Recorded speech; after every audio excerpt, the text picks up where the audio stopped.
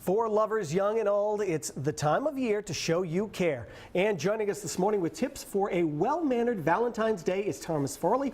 You know him, you love him, as Mr. Manners. Good morning. Thanks for coming in today. My pleasure. First thing, I am one of the offenders of this, and I'm going to admit it.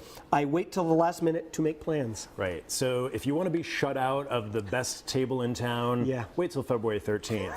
Otherwise, get on it now. It's super important to do this early because otherwise there are going to be disappointments. Or I wait for my wife to say, hey, maybe we should do something Valentine's Day. Is that also bad? I wouldn't wait because you know she's going to want to do something. Yes. So you don't need to wait for that little jog. And what about the people who don't have a lot of money but really want to do something?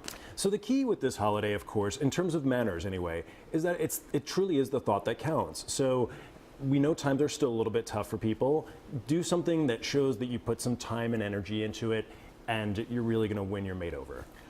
Cards. You always see the guys, the women standing in that line at Hallmark picking through the last card that may be available about 5 minutes before you have to go out with the person who you love.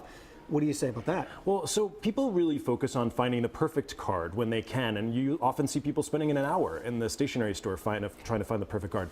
More important than the pre-printed message is the message that you write in there. So don't let Hallmark or American Greetings express your love. That's fine, but the left panel of the card or the right panel, whichever it is, that's where you put your personal message in there. Nice. It's the one time out of the year to really express those sentiments on paper. That's nice. And when you're going out on the date, dress right.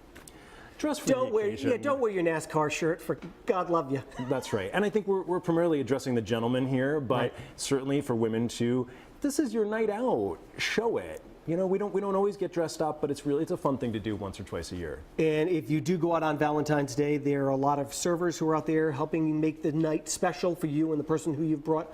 Treat them with respect, treat them with kindness. Sure, and you know, we've got to be mindful of the fact that they're leaving their Valentine at home that night to serve you and to make your night special. So make sure you remember them come tip time because they're making a big sacrifice to be there. It's all good stuff. I'm going to get on making reservations. I'm going to get on all this stuff right away. Thanks so much for coming in. Thank you. And we have more of these tips from Mr. Manners online at WPRI.com.